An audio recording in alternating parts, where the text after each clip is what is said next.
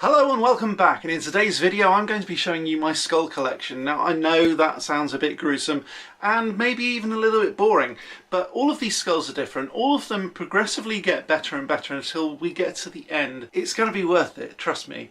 It's really cool, it's programmed myself and it interacts with my smart home. His name is Ferdinand. He will be introduced in just a moment, but before we get there I just wanted to start probably with the smallest going up to some of the biggest, and then some things that, although they're skulls, they also contain the rest of the skeleton as well. You'll see, you'll see. Hang around, it's worth it. So we're going to start out with a really tiny one. This one came from Florida. I think it was about $5 from Nocturne Alley, the Wizarding World of Harry Potter in Florida. This one is awesome. It's really small, but it's one of my favourites because I've got 3 of them over on my wand weighing machine, and I think the detail for the size of it is kind of incredible. Hopefully that can be picked up on camera. It looks pretty good on the viewfinder, so hopefully that's going to come out quite nicely. It's got some weight behind it. It was about $5, as I said. Although it's only the first top half of the skull, it doesn't actually include the jaw. I think these are really nice. I kind of like the idea that maybe they're like pixie skulls or something like that, but they certainly make the wand weighing machine a bit more interesting than the just sort of bare flat thing. That's one of the reasons that I love it. Number 2 is my crystal skull, again from Florida, again from Nocturne Alley, and this one I think was, yeah, $12.95. It's quite nice. It's a bit different because it is made of crystal, or actually probably just resin, but yeah, I really like the detail on it. Again, it's a slightly stylized skull. It's not very realistic, but then again it is made of resin, so it's not supposed to be realistic perhaps. I don't particularly like the sugar skull kind of variant of these sorts of skulls, so I'm not a massive fan of that sort of unrealistic skull, but I do quite like this one. My wife picked it up actually, she was the one who recommended that we get it, and I thought, yeah, okay, why not, we've got lots of other skulls. I'll show you some of those other skulls now. This is possibly one of my least favourite skulls, not because it's bad, but just because it's very small and it's very clean. Now, as you'll tell from some of my other skulls, clean isn't really what I do, generally speaking. So this one has a spring at the bottom here, which does at least allow it to talk. I had wondered about maybe making this one talk and doing almost like a, you know, like the Pirates of the Caribbean in Disney, where the skull talks to people. I had considered doing that until I got on to another project, which I'll show you in just a moment. It does have a bit of an opening in here, so you can put things inside. I don't really know why. Maybe it's just to have a look at the cavities inside the brain. I'm not really sure. I think this was designed as an anatomical teaching aid. For me, it's quite nice. It just sits up on my shelf. I tend to ignore it most of the time, to be honest. Next one isn't actually a full skull because it's been sawn off. This one was originally purchased as a bowl, and I did keep jelly beans in there for a little while, but every time I used to get them, I used to cut myself on here. So this is actually particularly sharp. I did try filing it down and then it just splintered, so I kind of stopped. But in theory, I could just get a rotary tool, go around here and almost route out the edge. But I think what's kind of happened, rather than using like a decent mould or anything like that, it's either a flat mould that someone's created using resin and just sort of stopped it there and only poured up to that level, which is fairly likely, or they may have casted a full-size skull and just chopped it off in order to get into here and use it as a bowl. The other thing was I did fill it up with water to see whether it was waterproof. It isn't. There are cavities in here that do actually leak, so all round it's not that great as a bowl. I might put like a mandrake or something, or some sort of sculpture in there, so that then you have all the leaves sort of spilling out. I think that would look quite good, and because it's inside the man cave, there's not any natural light, I would need to make sure that it would be a fake plant so I didn't kill anything.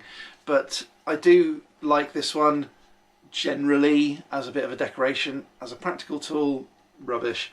Okay, moving on to the next one then. Now, it may surprise you to know that this one is not my favourite, not even close actually. I wouldn't have bought any of these things if I didn't actually like them, so I do like it. And this one was €20 from Disneyland Paris. It's a jack-o'-lantern in the shape of Jack Skellington's head. It's also got a hole here for a bit of air vent. Okay, I like it.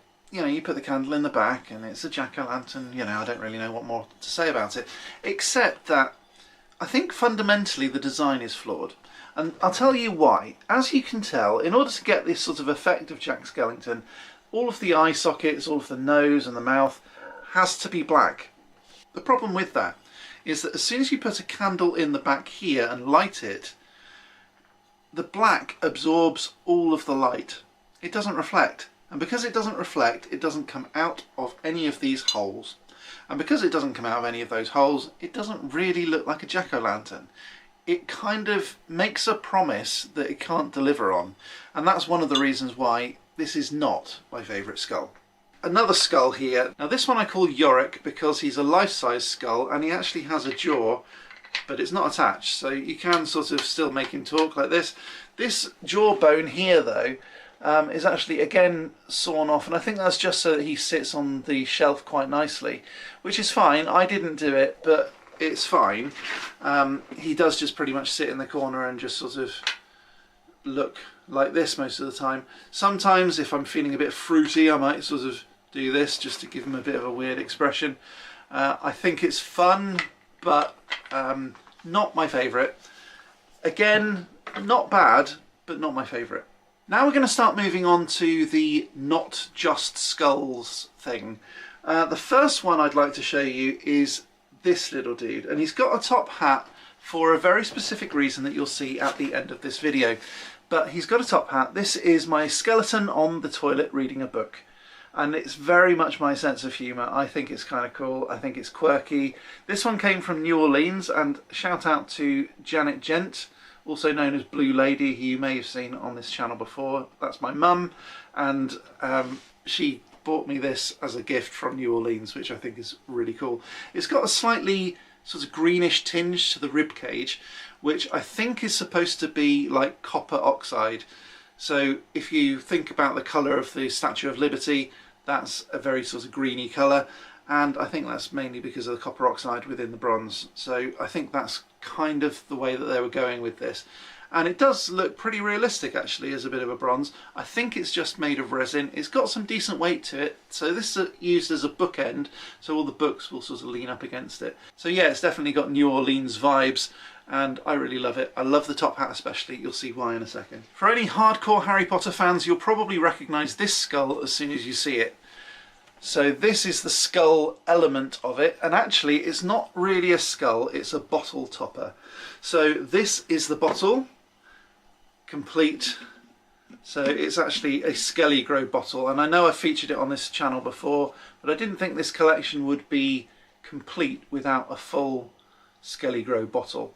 Now this is one of my favourites because it was £165 when I bought it several years ago, and I bought it from a prop maker in Scotland, and he works on the Highlander TV series, or he certainly used to. So he created this screen accurate replica of the Skelly Grow bottle that they used in the second movie, Harry Potter and the Chamber of Secrets, and this one, trust me, is way better than the one that's at the Universal Studios resort in Florida. So when I was queuing up for the Hagrid's motorbike ride, I had a look at their Skelly Grow bottles, and although they looked very, very similar, they weren't as good as this. So this one is better in terms of aging, in terms of detail. This one genuinely looks like a screen accurate version, and I just think it's fabulous. Well worth the money. I know it's not cheap, but it's much, much better than the plastic nonsense that you get commercially from Warner Brothers, but it's even better than some of the ones from the Hagrid's motorbike ride. They are equal though, because I've also been to the studio tour in London. They are equal to that. It's awesome. So I've done an interview with Andrew, and it's linked up here if you want to see that. So next up is a skull that I've actually sculpted myself, and this is my dragon skull. It took a long time to get this working right, and the backing plate was actually created out of real oak. That it was just an offcut, but I cut it myself and I routed the edge to make it look pretty. I've even gilded the edge with gold leaf to make it look super smart. But some of this broke a couple of times, so I needed to fire it several times. It's made out of polymer clay and a brand called Super Sculpey. I use a bit of a base of tin foil and wire to make sure that the whole thing doesn't fall apart, and it generally tends to work quite well. But I did have to bake it probably 8 or 9 times to make sure that it was all done sequentially and correct. I also painted it several times in various different colour schemes, including a sugar skull design that I just really didn't like. It worked brilliantly under the black light. It did kind of glow, but it looked a little bit weird, and I just don't know whether it's me not being able to paint them very well. I don't think it's that, or whether it just didn't really suit that design, and I think that's probably more the case. But either way, I stripped off all the paint, I painted it again, and then I sort of dirtied it up, and I think it looks great on the wall now. Then finally we have Ferdinand. He's my talking skull, and he started his life as a Halloween decoration. I've done a whole video about Ferdinand up here with what he does, how he does it, and all of the links are down in the description for all of the code, but not in this video, in the video that I've linked up there. So have a look over there if that's the sort of thing that you want to do. He reacts to my smart home, so when I open the door he greets me. Even when I'm recording this video he said, "Ah, it's YouTube, time for my close-up." And when I stop then he says, "Oh, so you've finished, oh, you're going to leave me alone." He's very, very grumpy, but he does at least wish me happy birthday on my birthday. He says Christmassy things at Christmas, Halloweeny things at Halloween. He's just awesome, and he says a whole load of cool things depending on the context of whether I turn on the fireplace or the ice maker. I turned on the ice maker when my mum was over on Sunday, and Ferdinand just said, "Oh great, you've summoned ice. Ugh, the pinnacle of all magical skill." So he's really sarcastic. He says all of these cool things. Eventually I'm going to link him up to artificial intelligence and a custom voice so that he can pretty much say anything that I want him to say. At the moment it's all reliant on MP3s. He's got over 1,000 things that he says at the moment, so he is growing all the time. But the cool thing is as well, you know this top hat of this dude? Well, he's got a top hat as well, and I think that that's a really nice feature. He's actually got a whole load of different hats that I've crafted, so let me show you some of those. So for Valentine's Day he's got his little Valentine's Day bubbles to get into the spirit. All of these things velcro onto the top of his head. So this is his Halloween hat.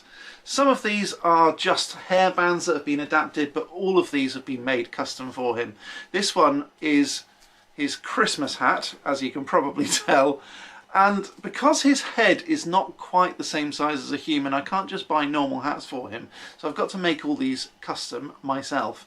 So this one started out as a normal Santa hat, and I had to cut it and glue it and sew it and all of that sort of stuff in order to make sure that this would suit his head.